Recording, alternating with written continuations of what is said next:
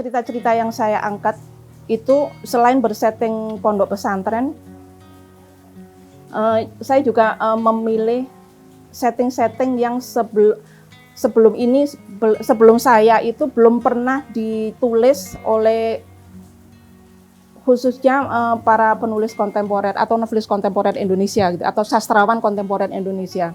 Jadi ketika saya menulis sebenarnya saya ingin menuliskan sesuatu yang tentunya lain dari yang lain dong ya. Ingin sesuatu yang beda, sesuatu yang sama sekali baru yang belum pernah ditulis oleh generasi saya sebelumnya.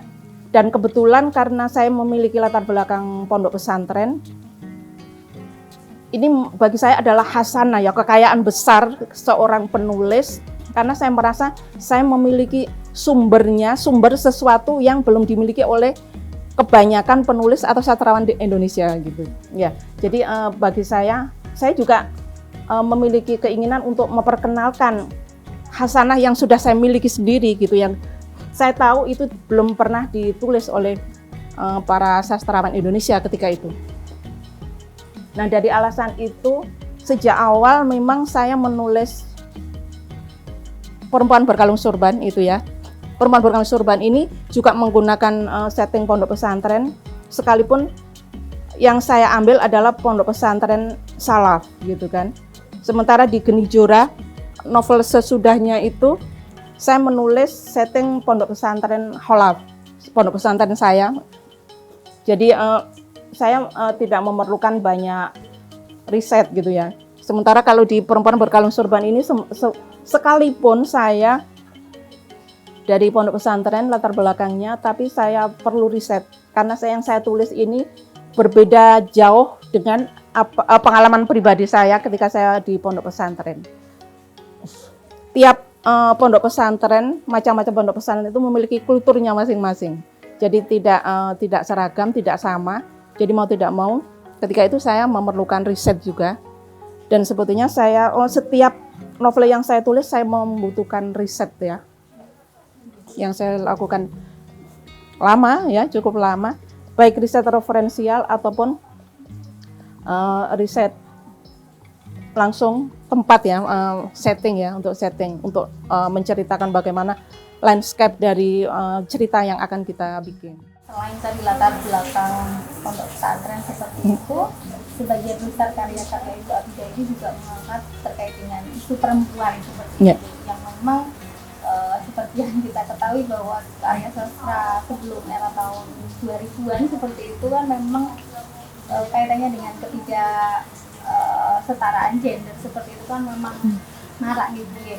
Bagaimana cara Ibu untuk bisa tetap mengangkat isu perempuan itu menjadi sesuatu hal atau topik yang akan terus hangat ketika untuk dibaca atau dinikmati oleh pembaca? Kalau di mata saya, isu-isu tentang perempuan itu memang tidak akan pernah habis. Dari sejak zaman Nabi Adam sampai nanti akhir zaman mungkin ya.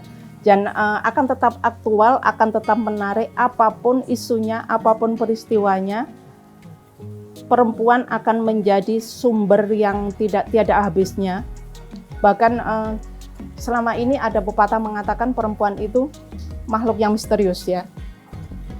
Dalam peradaban, dalam perkembangan sejarah, itulah yang terjadi.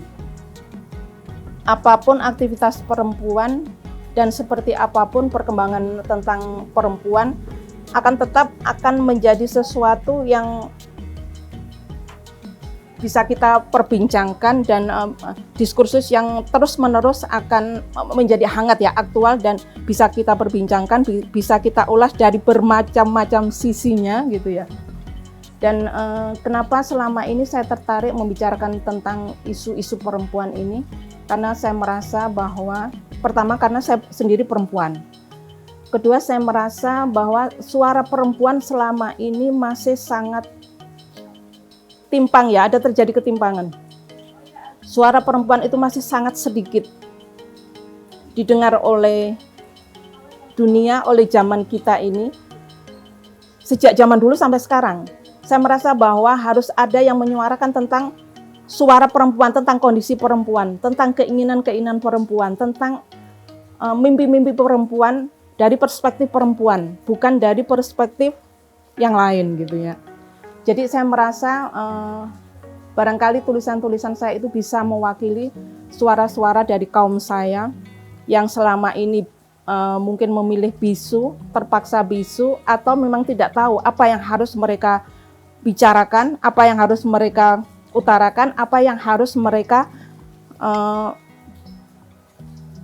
kalau mereka ingin berontak ya apa gitu, apa yang harus mereka utarakan, apa yang harus mereka katakan.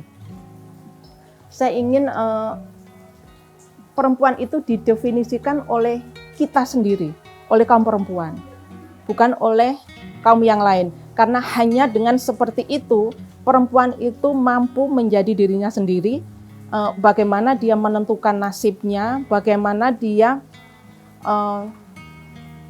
mengarahkan mimpi-mimpinya, dan segala sesuatunya tentang mereka, tentang perempuan ini, perempuanlah yang harusnya memang membicarakan dan mengaktualisasikan untuk sejarah, ya harusnya mereka gitu. Jadi bukan yang lain gitu.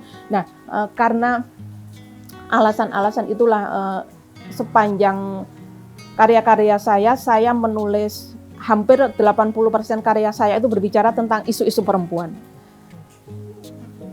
Dan kawan-kawan mungkin para peneliti atau para adik-adik mahasiswa mengatakan karya-karya saya itu adalah berkaitan dengan gender, berkaitan dengan emansipasi, tapi saya tidak merasa begitu.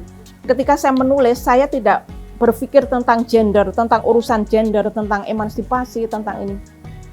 Karena kita sebagai Muslim, saya sudah tahu bahwa sejak dulu Islam itu sudah mengajarkan tentang emansipasi. Yang pertama kali berbicara tentang emansipasi perempuan itu bukan Barat.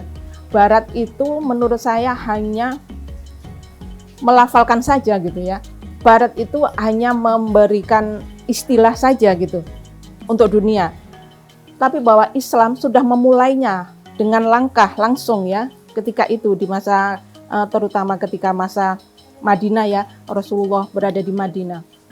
Dan kita sudah tahu bagaimana kisahnya Ummu Sulaim, bagaimana kisahnya Hindun binti Utbah, bagaimana kisahnya Ummu Salamah yang mereka semua bagi saya adalah pahlawan sejatinya emansipasi, dan mereka para feminis Muslim sejati gitu ya, yang apa yang dilakukan oleh mereka itu bukan hanya untuk melawan laki-laki, dan memang mereka tidak dalam rangka melawan laki-laki, tapi mereka ingin mendudukkan perempuan di tempat yang sebenarnya gitu.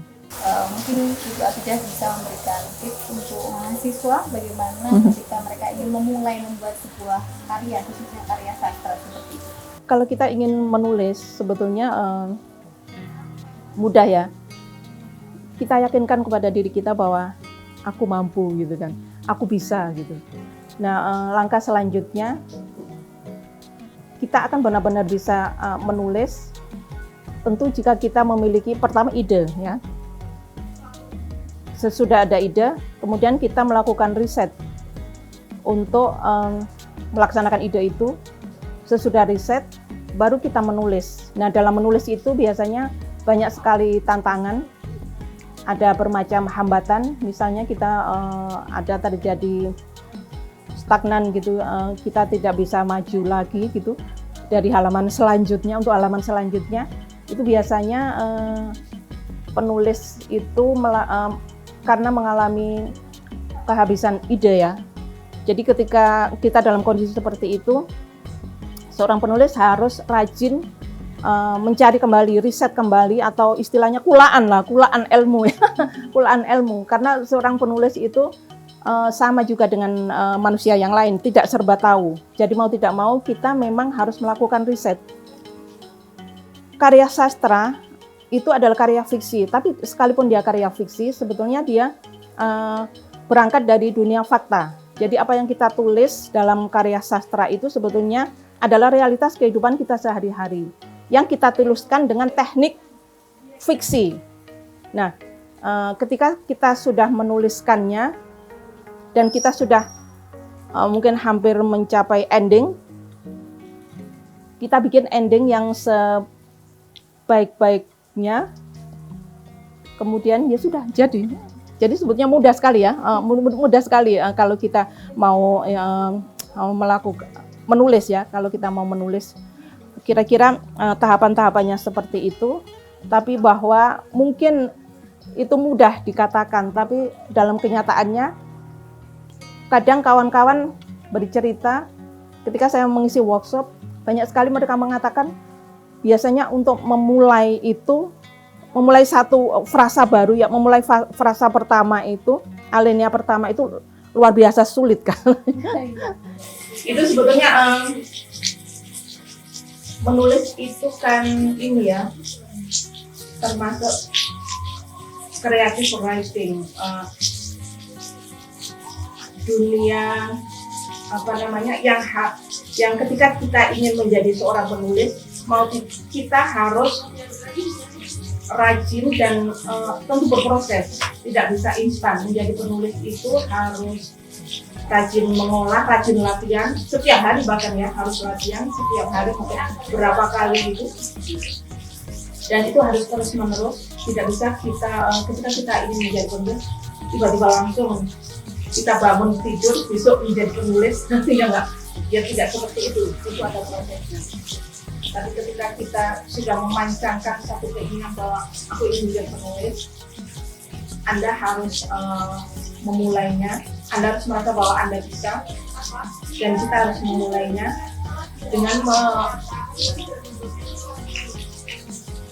mengeluarkan satu gagasan atau ide atau tema tertentu yang akan kita tulis.